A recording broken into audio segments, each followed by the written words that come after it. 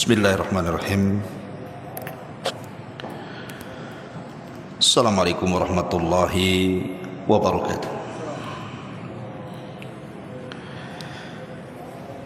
Alhamdulillah wassalatu wassalamu ala Rasulillah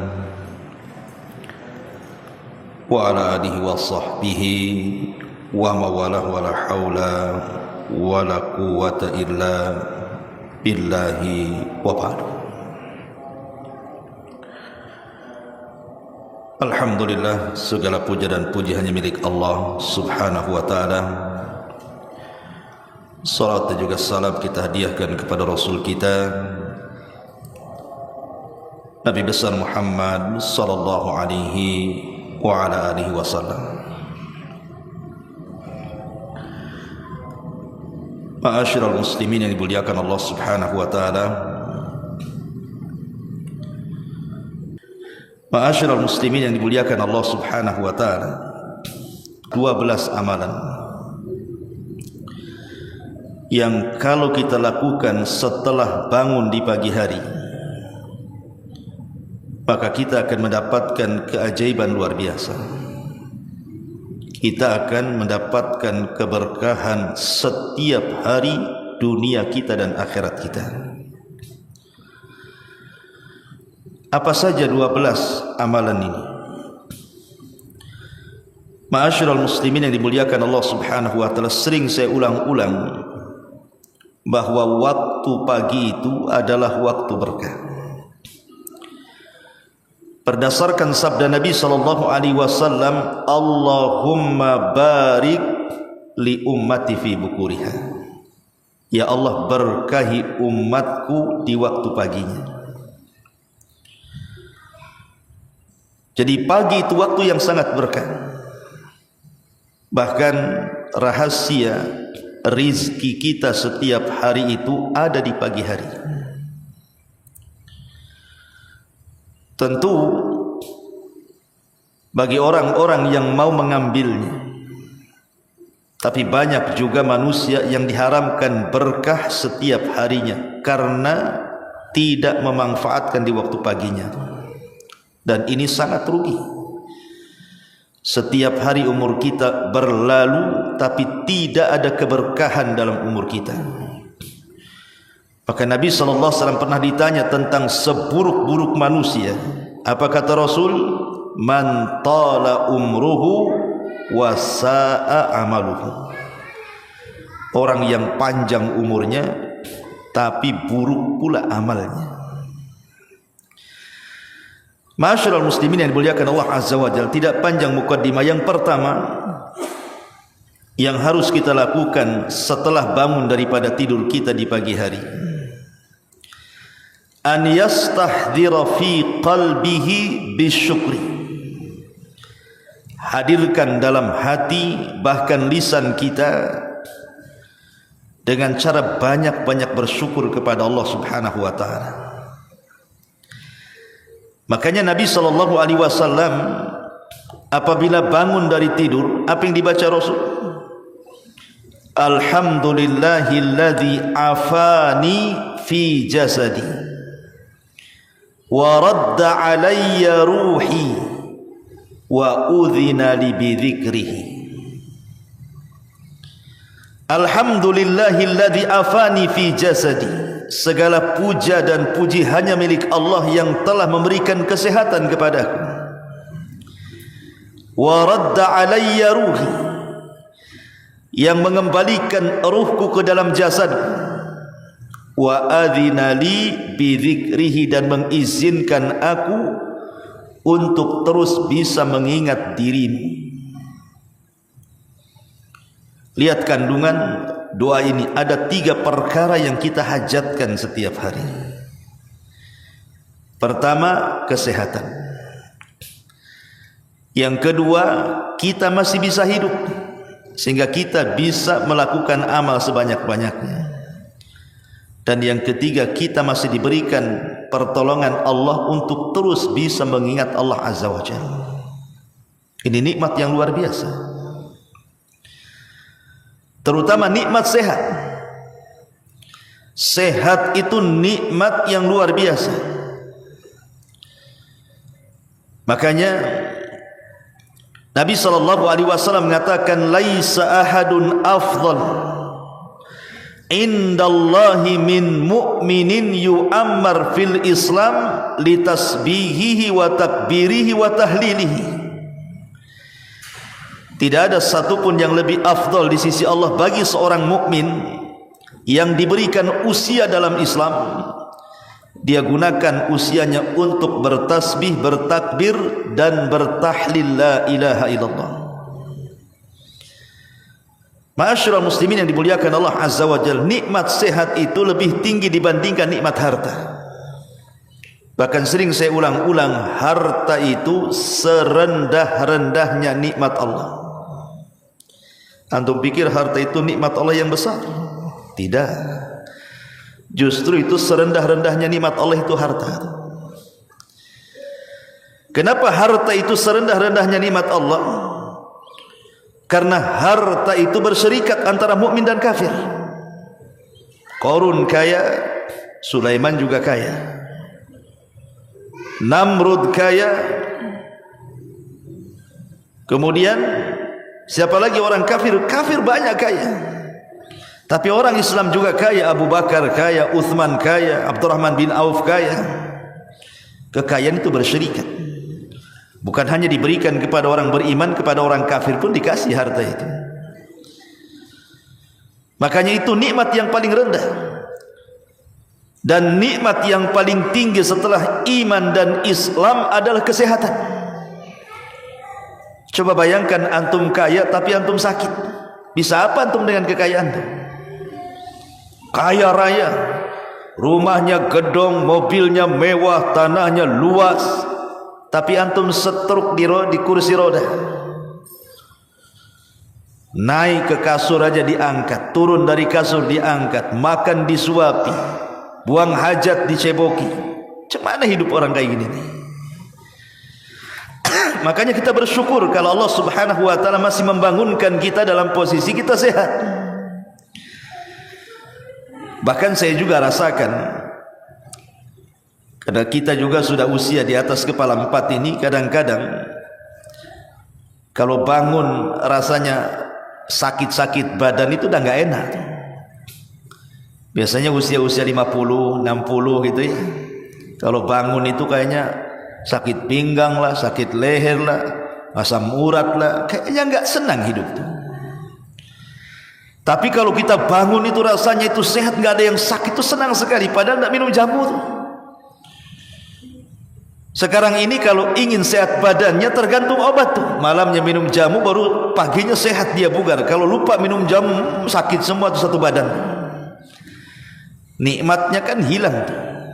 Makanya kesehatan itu nikmat terbesar, disyukuri. Karena dengan sehat antum bisa ngaji ke sini. Kalau antum sakit di rumah, mana bisa melangkahkan kaki ke sini. Maka ini nikmat Allah yang besar yang harus kita syukuri. Yang kedua, waradda alayya ruhi, Allah masih berkenan kita hidup. Betapa banyak orang yang kemudian tidur gak bangun lagi, banyak. Tapi ketika Allah Subhanahu wa taala masih memberikan ruh kepada kita, kita masih diizinkan hidup. Artinya kalau kita memang banyak maksiat, masih adalah kesempatan tobat. Kalau kita memang ahli ibadah, kita bisa menambah pahala.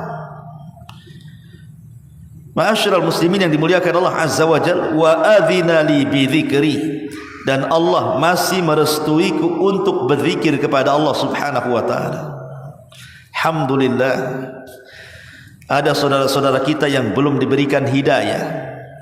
Salat aja tidak mau, apalagi ke masjid.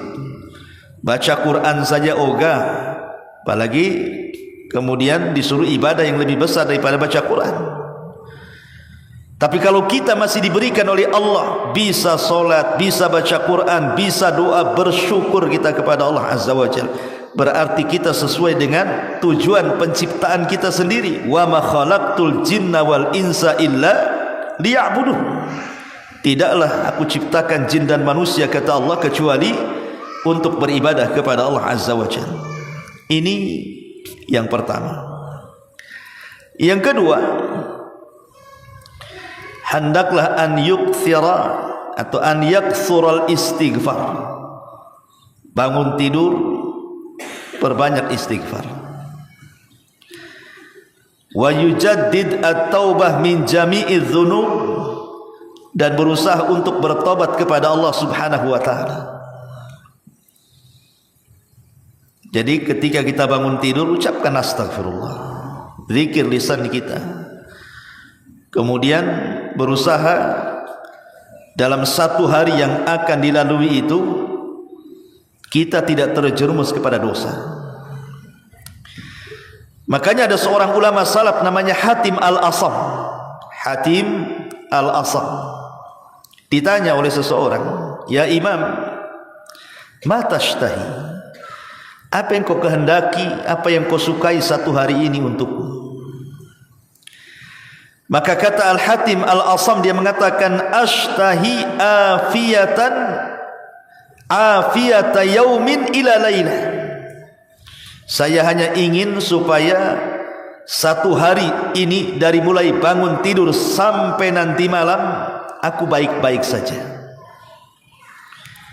Kemudian orang ini mengatakan, alaisatil ayyam kulluha afiyah? Bukankah semua hari itu baik?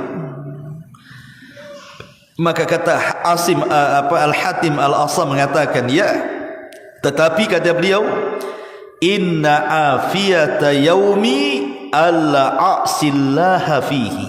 Tapi bagiku, kata Al-Hatim Al-Asam, satu hari dianggap baik dari pagi sampai malam itu kalau aku tidak bermaksiat kepada Allah.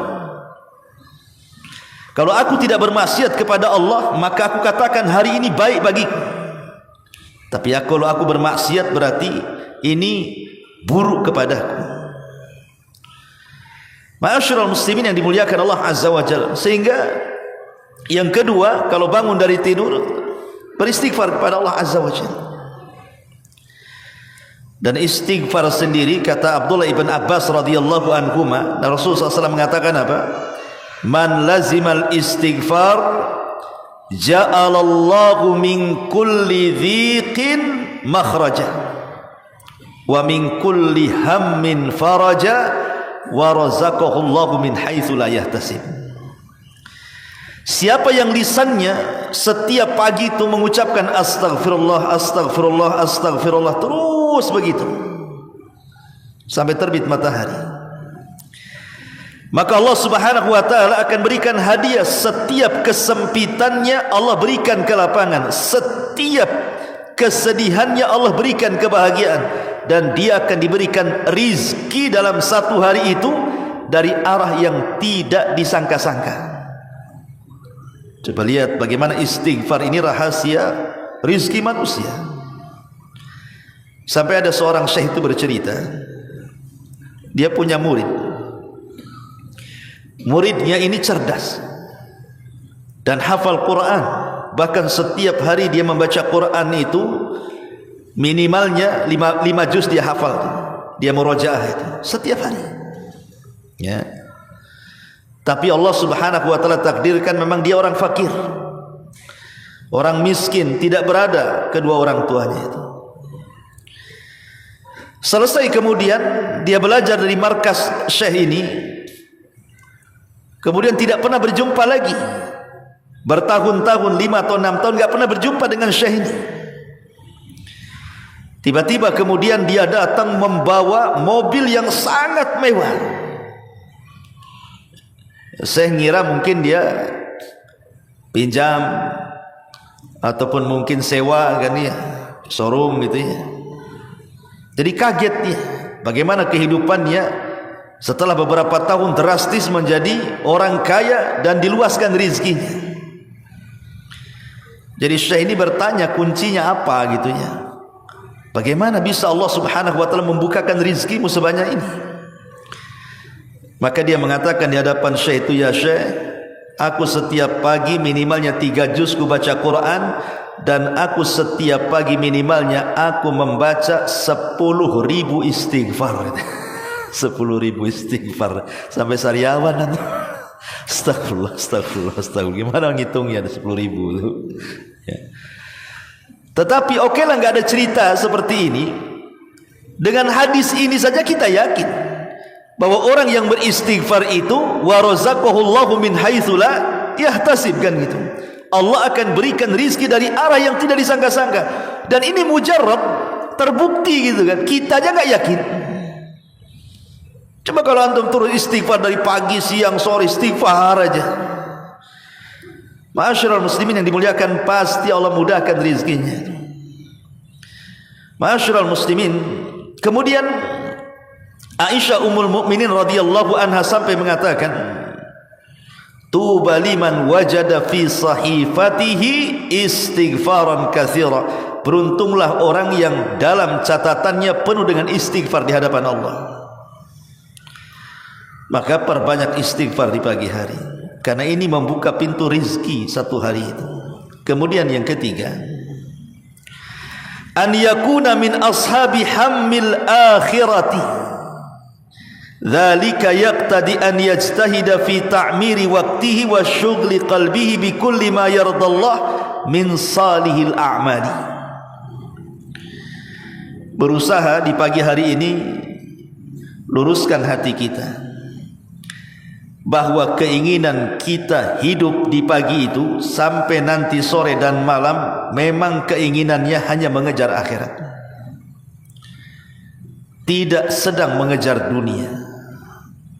Ustaz, kan kita harus kerja juga cari dunia. Iya, tetap cari dunia, tetapi niatkan cari dunia itu untuk cari pahala, karena anda sedang menghidupi keluarga.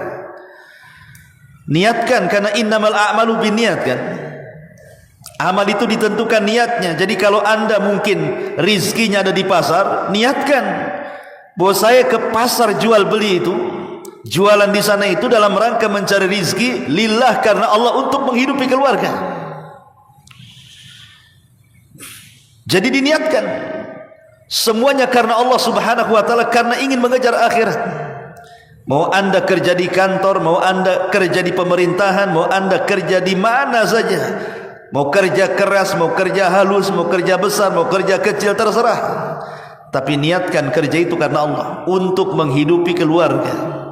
Karena ada hadis yang mengatakan dari Anas bin Malik radhiyallahu anhu, Nabi SAW mengatakan, man kanatil akhiratu hammahu ja'alallahu ghinahu fi qalbihi wa jama'a lahu syamlahu wa atathu dunya wa hiya raghibah. Barang siapa yang menjadikan akhirat sesuatu yang dikejarnya, dia tidak sedang mengejar dunia, dia sedang mengejar akhirat, maka Allah akan jadikan kekayaan dalam hatinya dan mengumpulkan seluruh urusannya. Dunia akan mendatanginya dalam keadaan dunia sangat berhajat kepadanya. Jadi dunia yang mengejar kita, bukan kita yang mengejar dunia. Lihat bagaimana di sini Rasul mengatakan, barang siapa yang menjadikan akhirat yang ia kejar, maka Allah subhanahu wa ta'ala akan menjadikan kekayaannya di kedua matanya. Bahkan Allah akan kumpulkan seluruh urusannya. Maksudnya apa? Setiap ada persoalan, rasa-rasanya mudah untuk diselesaikan. Walaupun dalam satu hari ini ada masalah sampai 5 atau 10 masalah gitu kan, Allah kumpulkan masalah itu dan Allah carikan semua jalan keluarnya. Dan dunia akan mengejar kita tanpa kita harus mengejarnya. Tapi sebaliknya kata Nabi SAW, man kanatid dunya hammahu ja'alallahu faqrahu baina ainaihi wa farraqa alaihi syamlahu wa lam ya'tihi minad dunya illa ma qudira lahu. Tapi barang siapa yang menjadikan dunia sesuatu yang dikejarnya, maka Allah akan jadikan kemiskinan di hadapan matanya, lalu akan mencerai-beraikan urusannya, dan ia tidak akan mendapatkan dunia kecuali yang ditakdirkannya saja. Coba bayangkan, orang kalau mengejar akhirat, dunia ikut di belakangnya. Orang kalau mengejar dunia, akhirat lari dari dia. dan dia tidak akan mendapatkan dunia kecuali yang sudah ditakdirkan di situ. Jadi buat apa kemudian lelah letih kita mikirkan dunia? Karena ada orang itu yang stres tentang dunia yang akan dia ambil esok hari. Hasan Al-Basri pernah ditanya, "Ya Imam, kira-kira besok kita makan apa ya? Besok kita ini minum apa? Kita makan apa besok?" katanya. Kata Hasan Al-Basri, "Allah tidak menuntut kau bertanya seperti itu. Karena rizki kamu besok itu sudah ditentukan Allah Subhanahu wa ta'ala. Ngapain mikir besok makan apa? Sudah ditentukan lo besok makan apa, rizkinya di hadapan Allah. Ngapain dipikir pula? Yang penting berdoa, cari sebab." Ya. Ma'asyiral muslimin yang dimuliakan Allah Azza wa Jalla, lihat bagaimana kalau di pagi hari itu otak kita adalah otak akhirat, bukan otak dunia. Nanti dunia yang mengejar kita. Lebih daripada itu, seluruh urusan satu hari itu Allah kumpulkan dan Allah carikan jalan keluarnya. Tapi kalau otak kita otak dunia, bukan otak akhirat, masalah satu belum kelar, datang masalah yang lain. Walaupun secara licik kita mencari dunia, tetap saja dia akan mendapatkan dunia sesuai dengan takdirnya saja. Karena ingin dunianya, saking semangatnya itu, sampai dia merencanakan untuk menipu, untuk korupsi, untuk zalim, untuk gharar, macam-macam lah. Hakikatnya apa yang Anda dapati dari kecurangan-kecurangan itu sudah ditakdirkan nominalnya di hadapan Allah. Mau cari cara dengan cara yang baik atau dengan cara yang buruk, tetap dia dapat segitu sebenarnya. Ma'asyiral muslimin yang dimuliakan Allah Azza wa Jalla, karena dunia sendiri, kata Nabi sallallahu alaihi wasallam, "Lau kanatid dunya ta'dilu indallahi janaha ba'udhah, ma saqa kafiran minha syurbata ma'in." Kalau dunia ini ada nilainya, ikhwan, walaupun hanya seperti sayap seekor lalat, maka tidak ada satupun orang kafir yang bisa minum di dunia ini. Kalau dunia itu ada manfaatnya. Tapi karena dunia tidak ada manfaatnya, maka orang kafir suka-suka lah dia minum di situ, makan di situ, kaya di situ. Ma'asyiral muslimin yang dimuliakan Allah Azza wa Jalla. Ini yang keempat, yang ketiga. Yang keempat, an ya'zima ala kafi syarrihi anin nas wa yutahhira qalbahu minal ghilli li ayyi minal muslimin. Di pagi hari kita berazam, berniat untuk tidak berbuat keburukan kepada orang lain. Kemudian berusaha untuk membersihkan hati dari hasad, dari dengki, dari dendam dan penyakit-penyakit hati yang berkaitan dengan orang lain. Berusaha untuk menjadi orang yang memaafkan. Di zaman Rasul, ikhwan, Nabi SAW pernah duduk seperti ini bersama para sahabat di Masjid Nabawi. Tiba-tiba kata Nabi SAW, sebentar lagi tuh dari pintu sebelah sana tuh ada seorang laki-laki dan dia termasuk penghuni surga. Selang beberapa waktu keluar orang, rambutnya penuh dengan air, kayaknya habis wudu begitu, sandalnya dijinjing pula. Orang itu tidak dikenal para sahabat. Besoknya Rasulullah Shallallahu Alaihi Wasallam mengucapkan kalimat itu lagi yang keluar sampai 3 kali. Ada sahabat namanya Abdullah ibn Amr ibn As radhiyallahu anhu, pencatat hadis. Dia dikenal orangnya ahli ibadah. Abdullah ibn Amr ibn As ini kan selain dari pencatat hadis, satu-satunya pencatat hadis Rasul, terbanyak hadis yang dicatat tuh Abdullah ibn Amr bin As. Tapi kalau yang dihafal Abu Hurairah. Abdullah ibn Amr ibn As ini, dia dulu sebelum dilarang oleh Rasul membaca Quran, minimalnya 3 hari sekali, tiap hari dihatamkan Quran tuh. Tapi Rasul larang. Akhirnya kemudian Rasul mengizinkan setiap 10 hari sekali, atau minimalnya 3 hari sekali. Kemudian dia tidak pernah meninggalkan qiyamul lail dan tidak pernah meninggalkan puasa. Masya Allah. Jadi ketika kemudian ada laki-laki yang dikatakan termasuk penduduk sorga, Abdullah ibn Amr bin As ini cemburu. Jangan-jangan dia punya amalan yang aku tidak punya. Jadi dia pura-pura bertamu. Apa sih amalan itu? Kenapa Rasul mengatakan dia termasuk ahli surga? Hebat kali. Akhirnya dia pura-pura ada masalah dengan keluarganya, bertamu kepada rumah laki-laki itu selama 3 hari. Kemudian dia perhatikan terus. Kalau malam dia intip apalah ibadah dia, kalau siang dia intip apa ibadah dia. Pokoknya matanya tidak pernah lepas untuk memperhatikan laki-laki. Rupanya biasa-biasa saja amalan badannya. Solat sunahnya ya biasa, baca Qur'annya biasa, puasanya ya biasa, zikirnya yang biasa. Bahkan boleh jadi Abdullah ibn Amr lebih hebat ibadahnya dibandingkan dia. Kecewalah Abdullah ibn Amr ibn As ini. Rupanya nggak ada amalan yang khusus yang ia lakukan yang akan dia tiru, maksudnya gitu. Jadi sebelum dia pergi, karena tidak ada yang bisa diambil pelajaran dari orang itu, Abdullah ibn Amr bin As pun kemudian setelah 3 hari pamit balik. Kemudian sebelum pulang dia mengatakan terus terang kepada orang itu, sebenarnya saya datang kepadamu itu bukan karena ada masalah dengan keluarga, tidak. Cuman karena aku berpegang dengan hadis Nabi. Nabi mengatakan engkau termasuk ahli surga, tapi tidak ada amalan yang menonjol dari engkau. Apa sih yang kau amalkan sebenarnya? Maka laki-laki ini, tidak, aku tidak banyak mengamalkan, biasa-biasa saja katanya. Akhirnya kemudian laki-laki ini mengatakan, oh barangkali karena setiap malam sebelum aku tidur, aku keluarkan seluruh penyakit hatiku, ku maafkan semua orang yang pernah menzalimiku katanya. Kemudian aku tidur.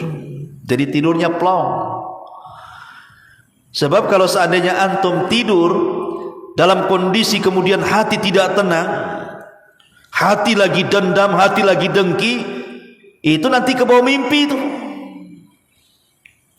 Sudah ketika tidak tidur tidak tenang, ketika tidur diganggu pula dengan mimpi itu. Karena mimpi itu kan ada 3 macam. Ada mimpi baik datang dari Allah, boleh diceritakan. Ada mimpi buruk dari setan, jangan diceritakan. Ada mimpi karena banyak pikiran, banyak hutang, sampai ke bawah mimpi. Ini ntar lagi mau ditagih nih, sembunyi dia, sampai ketiduran. Rupanya yang nagih masuk dalam mimpinya. Bangun dia, ya. Kadang-kadang ada orang ke bawah mimpi karena banyak pikiran kan. La ma'asyiral muslimin yang dimuliakan Allah Azza wa Jalla. Makanya kalau bisa lakukan satu ibadah, ibadah itu Masya Allah kata para ulama, tidak ada ibadah yang lebih afdal dibandingkan jabrul khawatir. Tidak ada ibadah yang paling afdal di hadapan Allah melebihi jabrul khawatir. Apa sih jabrul khawatir ini? Jabru itu artinya menembel, khawatir itu hati, perasaan. Jadi menembel perasaan orang supaya orang senang dengan kita.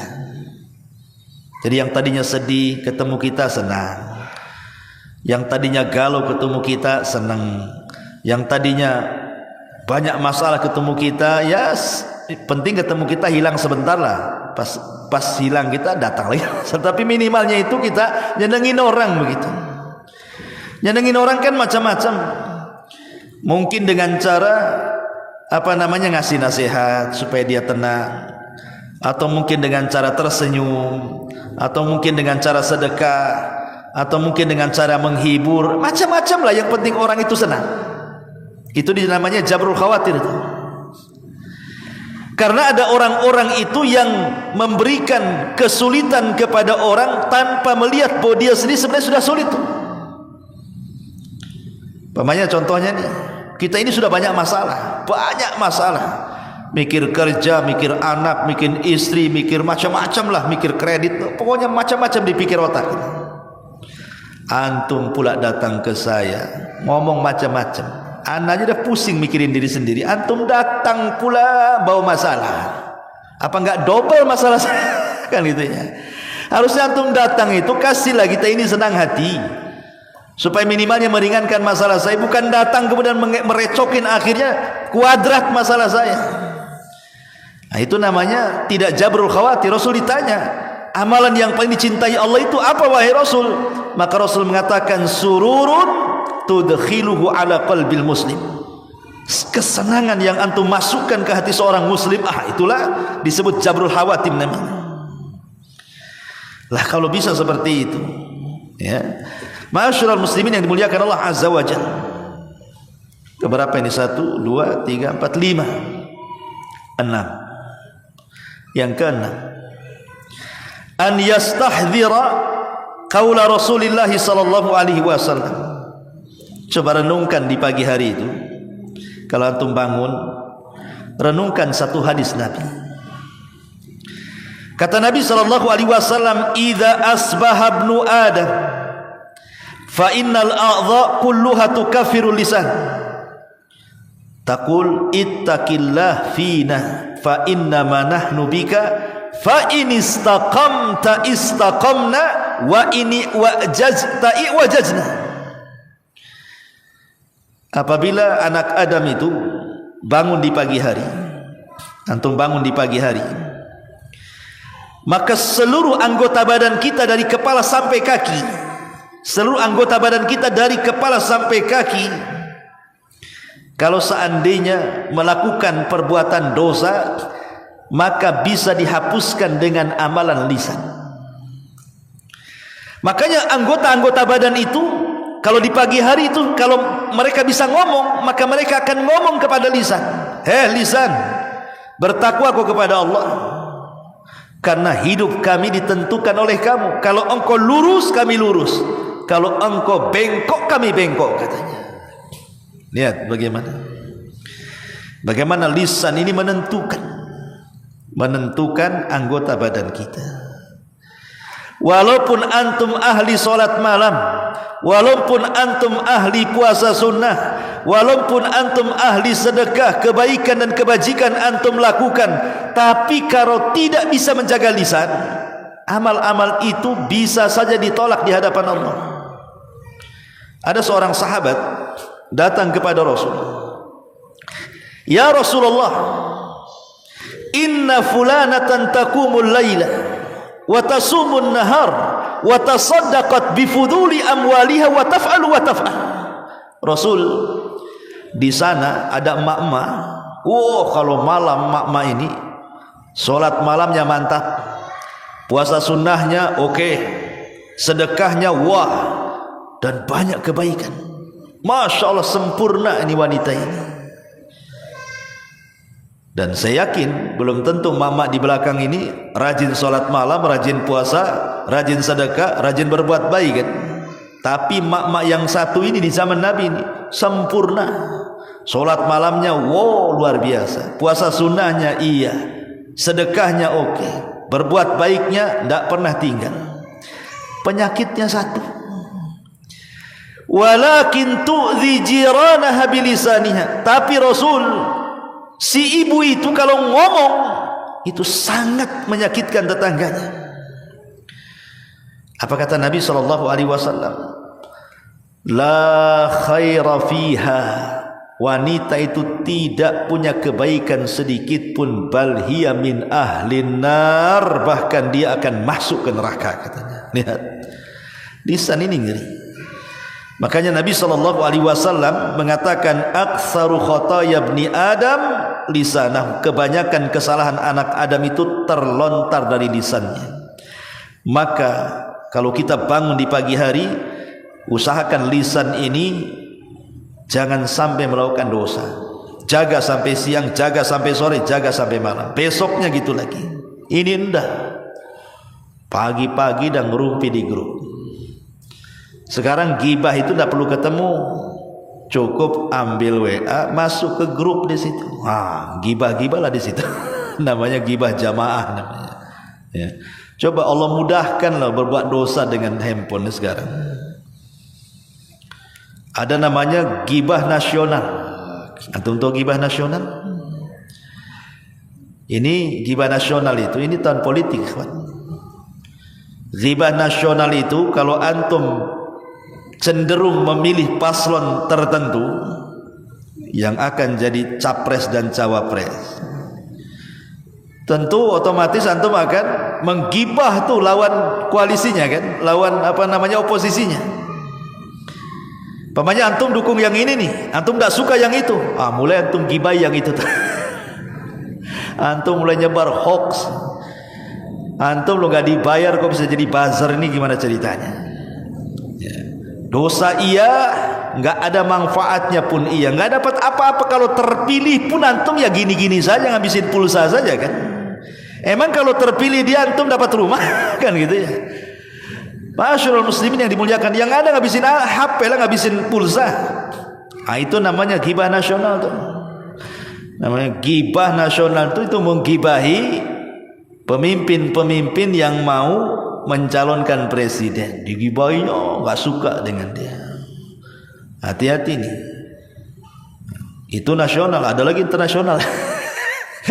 Macam-macam pula ghibah tuh ya. Masyaallah muslimin yang dimuliakan Allah Azza wa Jalla. Ini yang nomor 6. Yang nomor 7, ayyam kutha fi musallahu ba'da salati subhi yadhkurullaha hatta tatlu asy-syams thumma yusalli rak'ataini wa ayyam kutha kadzalika ba'da salatil asri fa innahu min asyrafi awqati dzikri. Kalau bisa selepas bangun kemudian salat subuh tinggallah di masjid. Habis sholat subuh tinggal di masjid. Kalau perempuannya di rumah gitu, habis sholat subuh jangan tidur ya, duduk aja di tempat sholatnya, berzikir kepada Allah sampai terbit matahari. Kemudian lakukan 2 rakaat sholat. Kata Nabi dalam hadis yang dikeluarkan Imam Tirmidzi, man shallal ghadata fi jama'atin thumma qa'ada yadhkurullaha hatta tatlu asy-syamsu thumma shalla rak'ataini kanat lahu ka ajri hajjati wa umrati tammah, kata Rasul. Barang siapa yang sholat subuh berjamaah, bagi laki-laki tentunya ya, kemudian duduk berzikir kepada Allah, menunggu sampai matahari terbit, kemudian sholat syuruk 2 rakaat, maka sama dengan haji dan umrah secara sempurna. 3 kali Rasul mengatakan seperti itu. Antum kalau nyalingi duit, jangankan untuk haji lah, untuk umroh saja butuh berapa tahun antum tuh. Apalagi kalau yang dimasukkan ke celengan itu kembalian uang 1.500, kapan umrohnya? Kecuali kalau sekali nabung 300-400 cepet tuh umrohnya. Kalau 1.000 perak antum hari-hari, anak antum yang umroh, antum yang mati duluan. Enggak umroh kan. Tapi kalau memang kita ini tidak ditakdirkan lah untuk umroh atau haji, tidak apa-apa. Ada solusinya, kita dapat pahala haji dan umroh dengan cara seperti itu. Bahkan para ulama itu tidak suka kalau habis terbit fajar sampai terbit matahari itu bicara yang enggak. Perhatikan nih, saya bacakan beberapa perkataan ulama salaf. Dari Atha ibn Abi Rabah, dia mengatakan kharaja Ibnu Mas'ud radhiyallahu anhu. Satu hari Abdullah ibn Mas'ud keluar, ala qaumin yatahaddatsuna ba'da raq'atay al-fajri, kepada kaum yang ngobrol setelah salat fajar.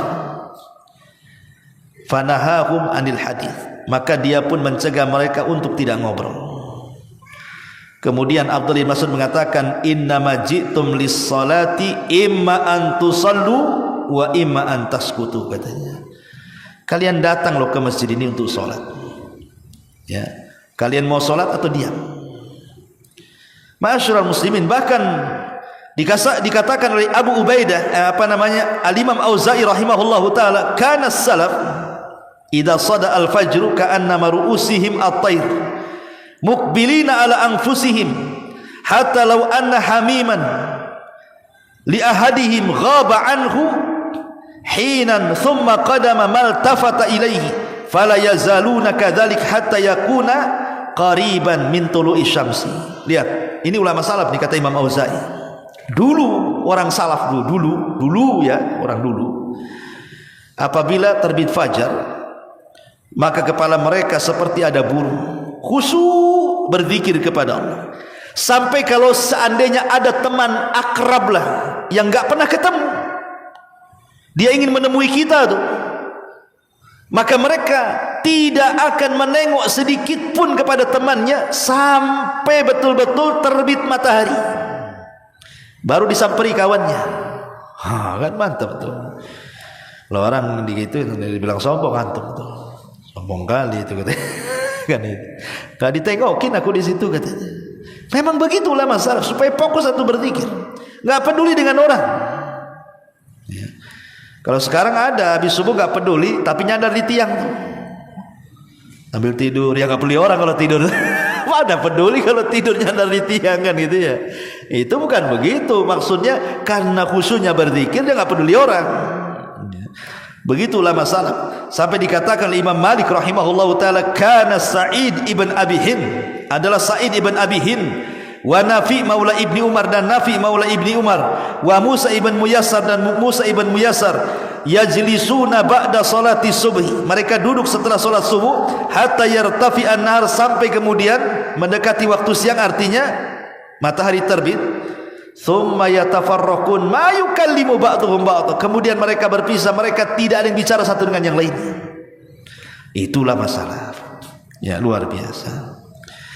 Jadi waktunya dari terbit fajar sampai terbit matahari saja. Kalau terbit matahari nggak apa-apa. Kebiasaan antum beli gorengan, beli ngobrol, ya kan udah terbit matahari kan itu. Ini belum terbit matahari sibuk gitu ya. Beli gorengan Ustaz. Kacau antum. Ma'asyiral muslimin yang dimuliakan Allah Azza wa Jalla. Taib. Kemudian yang selanjutnya, an yajtahida fil jam'i fi yaumin wahid baina saumi tatawu'in wa iyadati maridin wa tashyi'i janazatin wa it'ami miskin. Kalau bisa di pagi hari itu kita bangun dari tidur sudah berazam ini melakukan 4 perkara. Pertama, puasa kalau memang bertepatan dengan Kamis atau Senin gitu ya. Kemudian yang kedua, mengunjungi orang sakit. Siapa ini warga sini yang sakit? Nggak ada di warga sini, warga sebelah siapa yang sakit? Nggak ada juga yang sakit di warga, datang antum ke rumah sakit Al-Baros, banyak orang sakit itu. Ya. Itu bukan kerabat saya, nggak apa-apa. Emangnya kenapa? Yang penting kan muslim. Datangnya ke rumah sakit. Kemudian yang ketiga, berusaha untuk mengikuti jenazah kalau ada orang mati. Ustaz, di sini nggak ada orang mati. Lihat perumahan sebelah, ada nggak orang mati? Nggak ada Ustaz, tunggu aja lah antum di kuburan Tamiang itu. Nanti ada pagi sampai sore gitu ya kan. Dan jangan doakan pula, ya Allah mudah-mudahan cepat matilah orang itu. Nggak begitu juga. Kemudian yang keempat, memberi makan fakir miskin. Kata Nabi SAW, siapa yang terkumpul dalam satu hari ini, dia puasa, dia kunjungi orang sakit, dia ngikuti jenazah, dia memberi makan fakir miskin, maka dipastikan dia masuk surga. Abu Hurairah radhiyallahu anhu menceritakan, Nabi SAW pernah bertanya kepada para sahabat, siapa yang hari ini puasa? Tidak ada yang berdiri kecuali Abu Bakar. Kata Rasul, siapa yang mengunjungi orang sakit? Tidak ada yang berdiri kecuali Abu Bakar. Siapa yang mengikuti jenazah hari ini? Tidak ada yang berdiri kecuali Abu Bakar. Siapa yang ngasih makan fakir miskin? Tidak ada yang berdiri kecuali Abu Bakar. Apa kata Nabi SAW? Majtama'na fimri'in illa dakhalal jannah. Kalau terkumpul 4 perkara itu, dipastikan masuk surga, kata Rasul. Ini juga kalau di pagi hari sudah terpikir tuh, ini amalan. Oke lah, antum tidak bisa melakukan amalan, ya amalan yang lain kan banyak. Pokoknya dalam satu hari itu kalau bisa antum bisa banyak, sebanyak-banyaknya mengumpulkan amal gitu maksudnya. Ada azam, ada niat untuk itu. Kemudian juga yang selanjutnya, an yastahdhira qaula Rasulullah sallallahu alaihi wasallam. Coba renungkan di pagi hari itu sabda Nabi. Apa bunyinya? Man asbaha minkum aminan fi sirbihi, mu'afan fi jasadihi, indahu qutu yaumihi, faka'annama hizat lahu dunya. Barang siapa di pagi hari kita bangun nih, kita bangun di pagi hari, hati kita merasa aman, hati kita tidak sedih, hati kita tidak bingung, hati kita tidak stres, tidak kepikiran ini itu, pokoknya plong, betul-betul plong. Antum bisa rasakan kan ketika antum ada masalah dengan ketika antum tidak ada masalah. Kalau tidak ada masalah itu rasanya pokoknya luas sekali.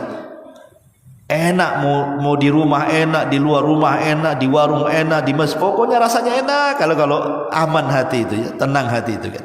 Coba kalau rungsep hatinya, di rumah nggak tenang, di warung makan nggak selera makan, di masjid juga nggak tenang orang kalau hatinya nggak aman itu ya. Kata Nabi SAW, kalau seandainya di pagi hari Allah tenangkanlah hati kita itu, Allah berikan keamanan dari rasa takut, rasa stres, rasa sedih itu. Kemudian mu'afan fi jasadi, sehat badannya, nggak ada pegal-pegal, nggak ada sakit-sakit, nggak ada minum-minum jamu, sehat betul. Indahu qutu yaumihi, satu hari itu adalah yang kita makan. Maka kata Nabi SAW, faka'annama hizat lahu dunya, orang kalau memiliki 3 perkara seolah-olah dunia di genggaman antum. Apa sih yang antum cari di dunia ini? Ketenangan hati kan, kemudian kesehatan badan, kemudian ada makanan yang kita bisa makan, ada uang yang kita bisa jalan ke sana kemari kan? Itu saja. Makanya kata Al-Imam Al-Munawi rahimahullahu taala, dia mengatakan, man jama'allahu lahu baina afiyati badanihi wa amni qalbihi haitsu tawajjah wa kafafi 'aishihi bi quti yaumihi wa salamati alihi faqad jama'allahu lahu jami'an ni'ami. Apa kata beliau? Imam Munawi mengatakan, siapa yang Allah kumpulkan kepada kita ini, pertama sehat badan kita, yang kedua tenang hati kita, yang ketiga ada yang kita makan hari itu, yang keempat keluarga selamat. Kata beliau, Allah sudah memberikan semua nikmat kepada kamu. Apa yang kita cari kecuali itu kan ya. Ma'asyiral muslimin yang dimuliakan Allah Azza wa Jalla, ini juga yang keberapa ini? Ke-8 ya? 9. Yang ke-10, an yubadira bi kitabati wasiyatihi bi syai'in min mali.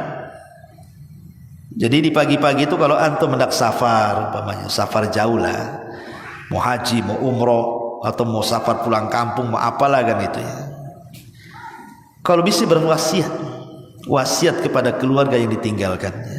Kalau memang punya harta ya wasiat dengan harta, kalau memang dia tidak punya harta ya wasiat dengan takwa. Tolong ya selama abi pergi jaga solat, awas kamu jaga solat nak, kan itu ya. Ya, jadi kasih wasiat takwa. Ingat perkataan siapa? Perkataan yang pernah saya jelaskan, siapa namanya? Sulaiman, Muqatil ibn Sulaiman. Muqatil ibn Sulaiman. Dia diundang oleh Khalifah Abu Ja'far Al-Mansur kan. Kemudian kata Abu Ja'far Al-Mansur, dia mengatakan apa? Wahai imam, berikan wasiat kepada aku, katanya. Kata Abu Ja'far, kata Muqatil ibn Sulaiman, yang aku lihat apa yang aku dengar, yang kau lihatlah dari aku, katanya. Maka kemudian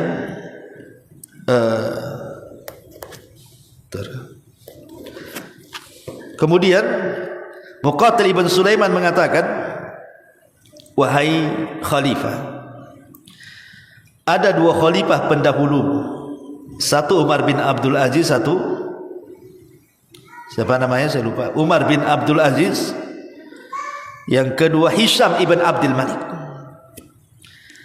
Umar bin Abdul Aziz sebelum wafatnya dia berwasiat kepada anak-anaknya untuk bertakwa kepada Allah dan tidak meninggalkan harta waris kecuali hanya 18 dinar. Itu pun dipotong untuk kafan, dipotong untuk penguburan, sisanya 9 dinar. 9 dinar itulah dibagi-bagi ke 11 anak-anaknya sebagai warisnya. Sementara Hisham ibn Abdul Malik ketika meninggal dunia punya anak 11 juga. Setiap anaknya diberikan wasiat dan mendapatkan harta waris 1 juta dinar. Satu anak 1 juta dinar. 11 anak ya hitung saja. Tapi setelah kemudian waktu berlalu, anak-anaknya Hisham ibn Abdul Malik semua menjadi orang miskin, sebagiannya menjadi minta-minta di pasar-pasar. Padahal mereka anak khalifah. Tapi anak Umar bin Abdul Aziz yang tidak mendapatkan harta waris hanya dapat wasiat takwa dari bapaknya, dan dia lakukan wasiat itu, semuanya menjadi anak-anak orang kaya. Jadi kaya. Bahkan satu orang itu bisa menyumbang 100 ekor kuda untuk berjihad di jalan Allah Subhanahu wa taala. Jadi wasiat takwa lah sebelum pergi, kasih kumpulkan. Ya. Kemudian juga an yastahdhiru anna hadzal yaum qad yakunu akhiru ahdihi ma Allah. Hadirkan di pagi hari ini seolah-olah hari itu dari pagi sampai sore bahkan sampai malam lagi itu hari terakhir kita hidup di dunia. Coba rasakan seperti itu, jangan jadi hari terakhir bagi saya. Sebagaimana Rasul mengatakan kepada Ibnu Umar, kun fid dunya ka'annaka gharib aw abiru sabil. Hai Ibnu Umar, jadilah seperti orang asing atau orang yang melintas saja, musafir. Supaya kalau kita ingat mati, maka syahwat dan syubhat kita itu tidak menggebu-gebu. Kemudian juga yang selanjutnya, la tansa bi dzikri shabah. Jangan lupa zikir shabah. Namanya ada zikir pagi, zikir petang kan itu. Jangan lupa zikir pagi itu luar biasa.